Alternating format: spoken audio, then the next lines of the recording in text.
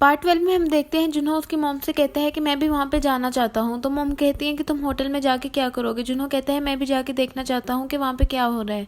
तो मॉम कहती है तुम्हारी ही मर्जी है, जाना चाहते हो तो चले जाओ। अगले सीन में हम देखते हैं चियानू होटल पहुंच गई होती है और तभी वो जिजान से कहती है कि तुम्हारी हिम्मत कैसी हुई मेरे अंकल से जबरदस्ती साइन करवाने की, तुम उन्हें ब्लैकमेल कर रहे हो। तो वो कहता है तुम्हें गलत फहमी हुई है, हम उन्हें साइन करने के लिए फोर्स नहीं कर रहे। तभी मिस्टर तांग चियानू से कहते हैं कि बेटा तुम चुप कर जाओ, मैं बात कर रहा हूँ। और मिस्टर तांग जिजियान से कहते हैं कि मैं तुमसे अकेले में बात करना चाहता हूँ।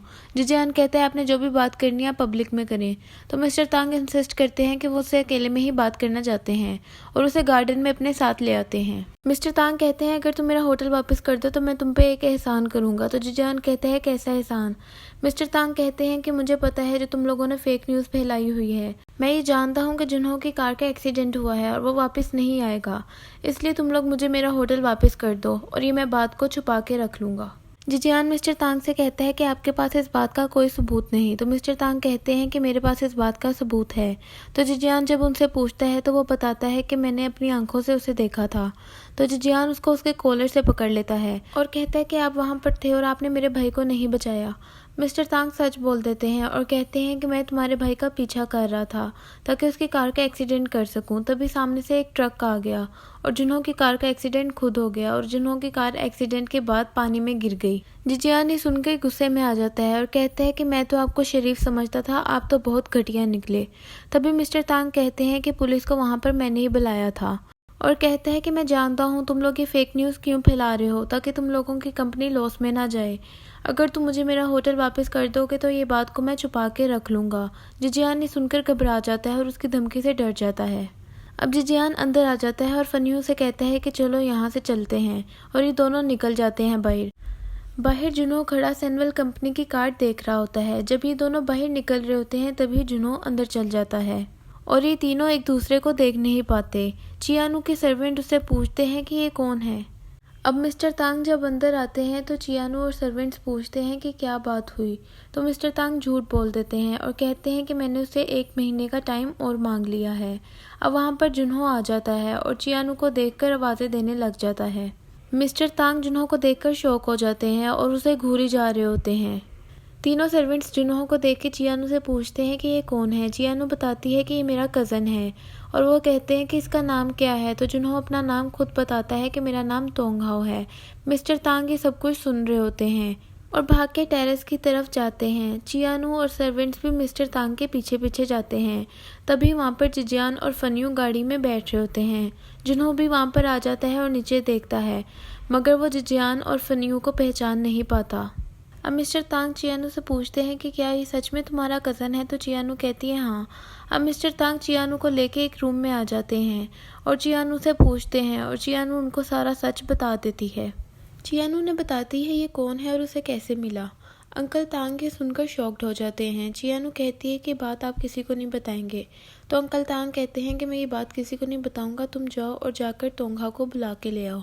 जुनहो अब रूम में आ जाता है और मिस्टर तांग से आके कहता है कि आपने मुझे बुलाया है और मिस्टर तांग सिर्फ उसे घूरी जा रहे होते हैं। जुनहो उन्हें देखकर हंस पड़ता है और कहता है लगता है आप मुझे जानते हैं। मिस्टर तांग कहते हैं नहीं नहीं, चियानू ने बताया कि तुम्हारी याददाश्त खो गई है। जुनहो कहता है हाँ मुझे कुछ भी याद नहीं है, लेकिन अब सब कुछ नॉर्मल हो गया मेरे लिए।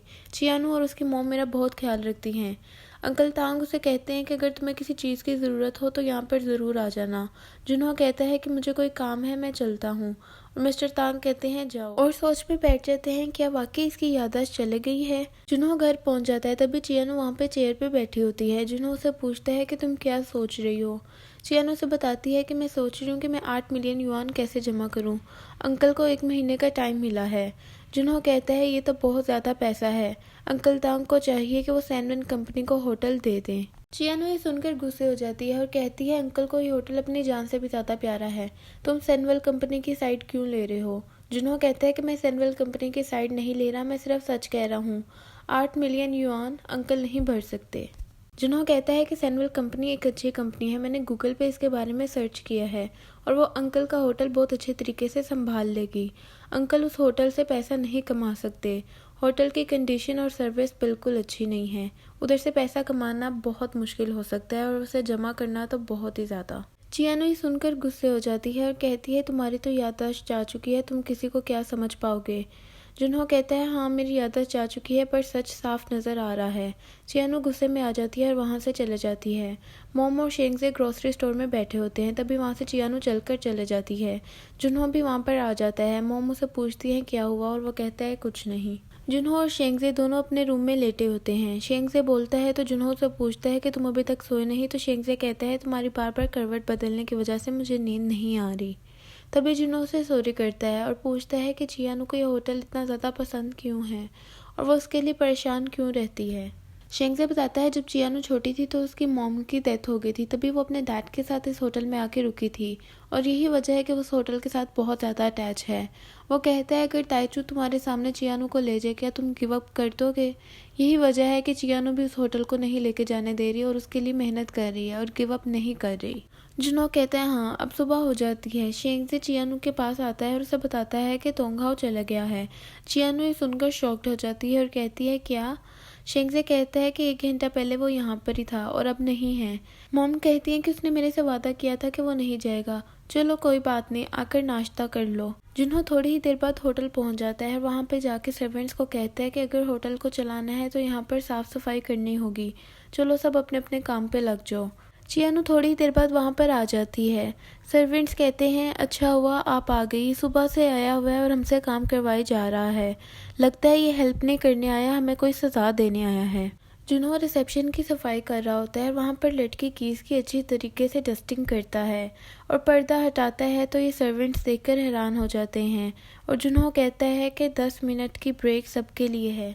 जुनहो सर्वेंट्स को कहता है कि सब 10 मिनट रेस्ट कर लो। चियानो तोंगहाओ से पूछती है कि तुम यहाँ पर क्या कर रहे हो, तो जुनहो से बताता है कि मैं होटल को बचाने आया हूँ।